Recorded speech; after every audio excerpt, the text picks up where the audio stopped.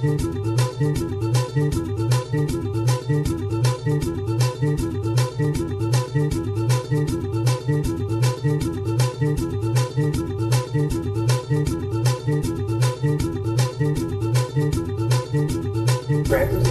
Senator of Alaska Mike Gravel came to my attention watching the presidential debates, and I did a double take when he twice at the Black Congressional Caucus's debate explicitly argued for ending the drug war as a terrific abuse of our concept of justice, and falling very heavy on minorities, people of color, and youth, among other disproportionate victims of the drug war. And I was struck by that and won over instantly into the campaign.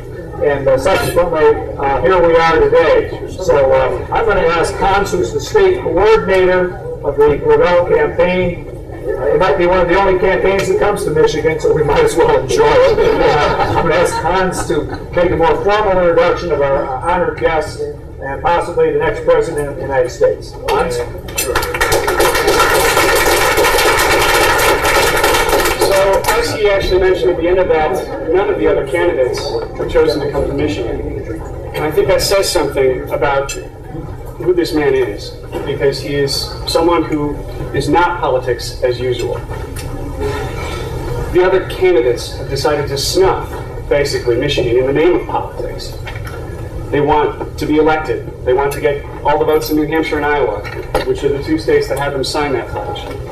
And Gravel is more interested in hearing new people and getting the people involved in government. And that is one of the center pieces of his campaign, is the National Initiative for Democracy.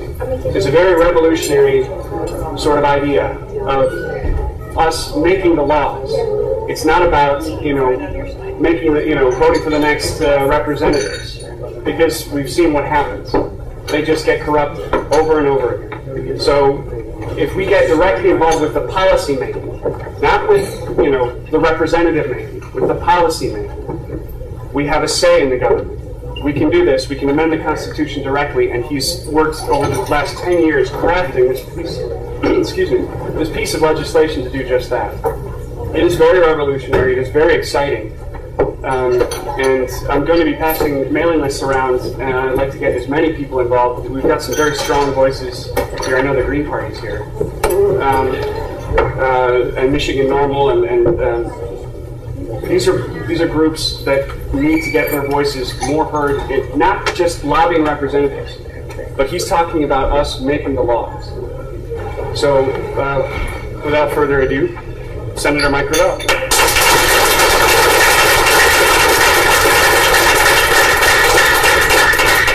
Thank you, Hans. Now you know why we got a nice, young, vibrant coordinator for the state of Michigan.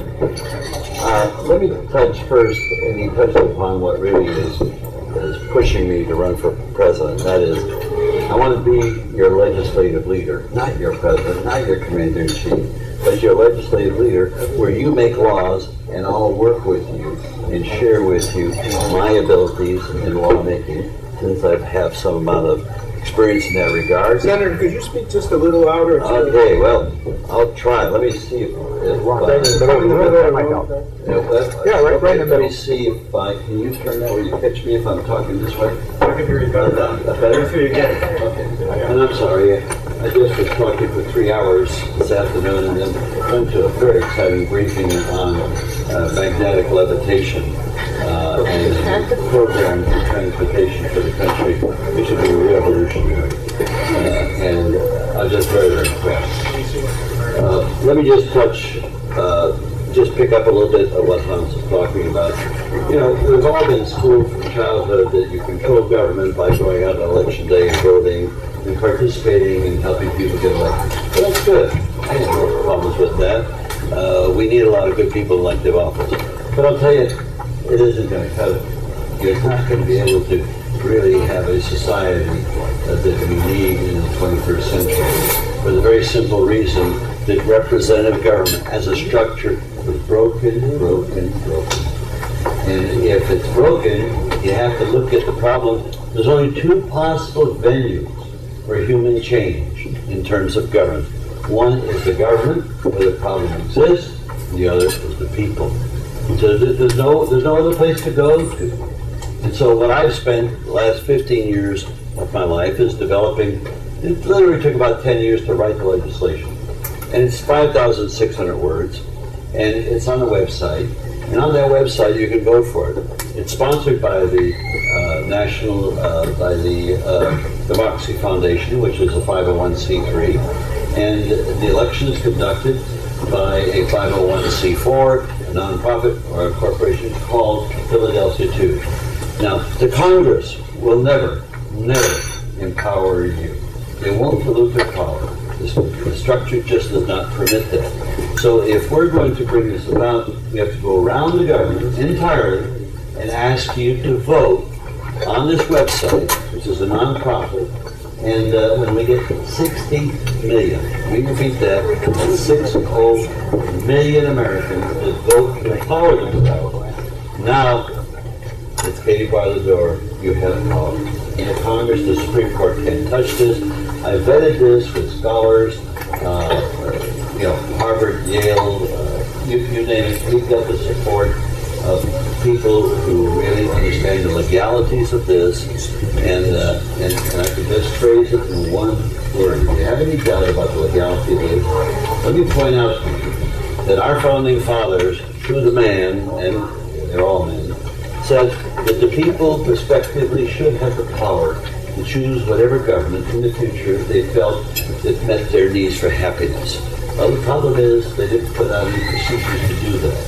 And so now we have to jumpstart and put those procedures that they were talking about doing so that now you can begin to do the job. You need procedures to do it. I've copied the procedures of the Congress, tweaked them so that they can be used in every government jurisdiction of the United States, so that you can make laws.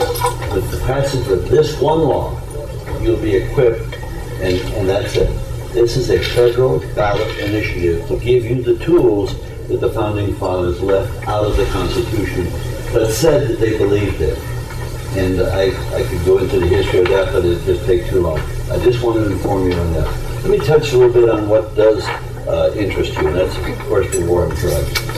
I doubt that there's any literate American that doesn't know, because it's been so pervasive in our culture, and that is that the social failure of prohibition in the 20s, how damaging it was to our society.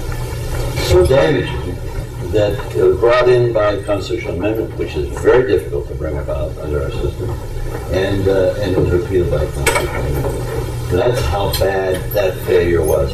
But what it did, the most damaging part of it was that it created an attitude of disrespect for the law. If there's one thing that keeps civilization intact, it is respect for the law. And so when the law is abused, when the law is corrupted, we are all diminished in our ability to share in human governance. And so that's what it did then. And fortunately, FDR came in and brought his leadership to change it. I'm trying to bring my leadership to change it. It's very discouraging, and I'm not discouraged. That's not me by nature, period. But as a phrase, it's very discouraging to announce this at a debate and have all the other candidates look like they're just deer caught in the headlights of a car. It just is pathetic. And the best that's come about is Dennis Kucinich has said, well, Gravel's a little right, maybe this is a public health problem and not a criminal problem. My God, that's the best we can get out of him. Forget the rest of the candidates. Forget the Republicans. I mean, this is Neanderthal thinking. And if you're informed, and I'm sure many of you are, that there are studies that are replete that marijuana is not addictive. Marijuana is not a gateway drug. And so if that's not the case, and we know it has very interesting healing properties for certain kinds of cancer. Now, how can we have a country led by fools who will tell you, and last year, we arrested 800,000 people on marijuana charges? Does it get any stupider than that? And so all I can say is that, hey, booze, alcohol, is much more addictive than marijuana will ever be. I've tried marijuana 4 or 5 times. I drop at the last hit at it, and I don't like it. It doesn't do anything for me, except I had somebody lace some brownies with it. And my son-in-law was hanging out with the video camera to take me as I was supposed to turn foolish.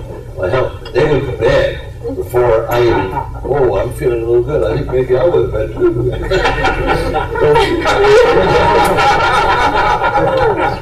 But it's so ridiculous how we punish and mutilate ourselves as human beings when it's not necessary. Life is difficult enough without having all of this other crap hoisted on us. Now, let's look at the problem, the dimensions of it. Let me just touch on the foreign policy aspects of it. We destabilize major countries and play to the police powers of these countries in South America and Asia. Just look at the money that we're giving Mexico right now. And I was looking at the list. It has more rubber hoses and cruisers that they're going to use this money for. That's not a solution to the problem there or here. And it's sad. And that's where your tax dollars goes. And what foreign aid is out there, it's really always police power that's improved and strengthened. And that diminishes their ability to try and get their democracies intact. Now that's what the damage we're doing globally. I won't even touch upon the war in Iran and these other crazy things in Iraq. But that's what we do as part of the war on drugs. We spend anywhere from $50 to $100 billion a year and have been doing that for the last generation. And it's a total failure. And it's self-evident it's a failure, and you can't lose the leadership. It just is very, very tough. Here's the consequences domestically, and understand this, that in this country, we've exacerbated our tendencies to a police state. We have more people in jail, 2.4 million people in jail in this country. That's all facets of imprisonment. We're 5% of the gross population. That represents 25% of the gross population in jail on a comparative basis. Let me shock you with a figure. And because in this book I've got coming out, Citizen Power, I've got a chapter on prison reform. But it caused me to do some research. You ask yourself this question. Maybe you can pass my water over here again. You can ask yourself this question. How many people were in jail in Germany in 1938 in relationship to the total population? That's an interesting question.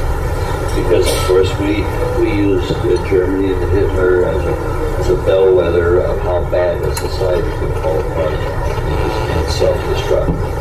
But it would surprise you to know that the United States of America, a free country supposedly, that on a per capita basis, with Germany in 1938, before the Second World War started, this is started in 1939, we have 6 times more people in jail in the United States of America than Adolf Hitler had in Germany in 1938. Does that shock you? It shocks me to the core. And I repeat this, and the math is real simple. We got some of the numbers from the Holocaust Museum in Washington. And that is shocking. And if you don't know what's going on in this country, this will give you a inkling of how bad it is.